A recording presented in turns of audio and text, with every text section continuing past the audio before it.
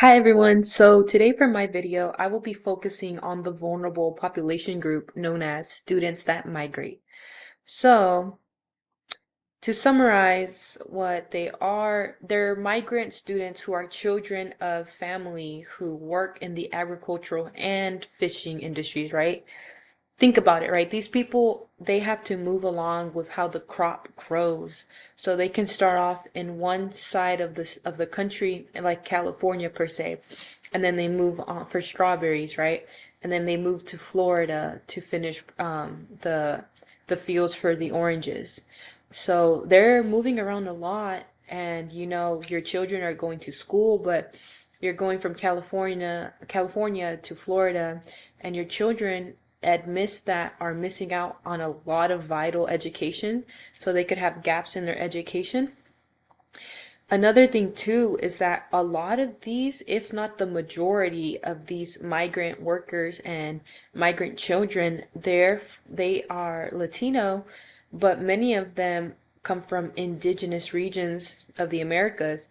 So they actually don't speak much English, but they don't even speak much Spanish. They speak their indigenous language, and Spanish is like a second or third language to them already, right? How can you imagine them learning English? And obviously English is the most like vital and necessary language in order to succeed in the United States. So these poor children have to be moving across the nation in order to have money, economic resources provided by their parents that are these agricultural workers.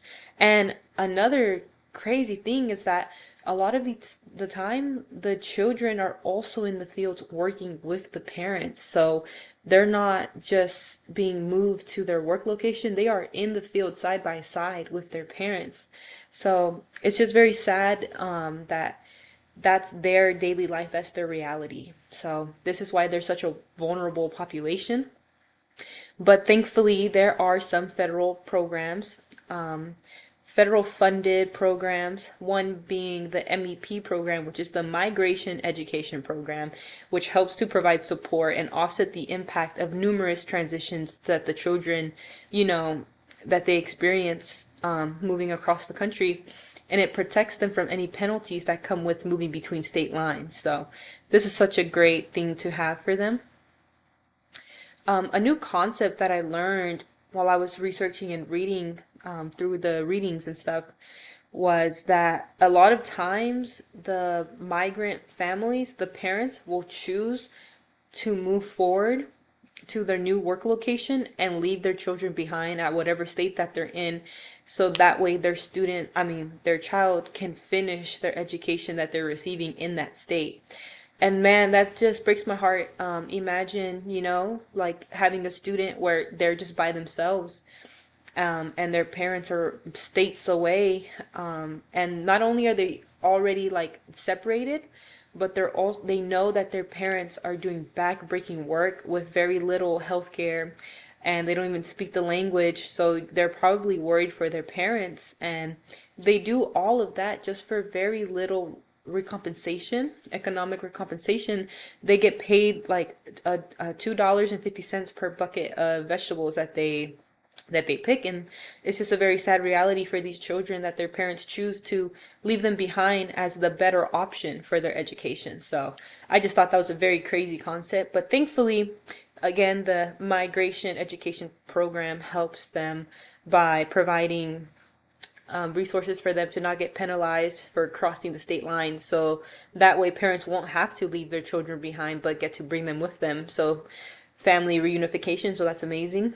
And then there's also the HEP program, which helps with students who dropped out of school to help get them their general education requirement for like their diploma or GED. So that's amazing. We have these great resources to avoid the whole concept of leaving your child behind. So I believe that this policy does help support a young child's development, because there are so many bad things that these children could have gone through if not for these policies to be in place that helps them maintain and keep intact the very little education that they do receive. So I'm very grateful to know and learn about the migration education program and all the other Title I Part C programs, part of the ESSA Act as well, which prevents homelessness for young youth. So this is great. This policy is amazing, honestly. It just makes me sad that I learned that it's very underfunded. It's a federal program that's underfunded, alongside all the many others that you see down here. Right here, the high school equivalency program, the college assistance migrant program, camp. All these programs are sadly underfunded, but they are making an impact in the lives of the migrant students that do receive the help and resources from these programs. So that's why I say they're very beneficial and help support these young children and their development and their education. So this is great news to know. But that ends my video on vulnerable populations being students that migrate.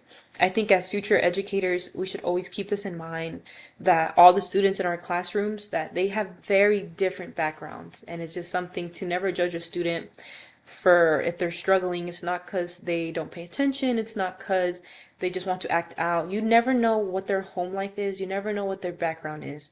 So this is a very educational video and resource that I've learned. So I hope it was just as impactful for you all. Thank you for watching my video.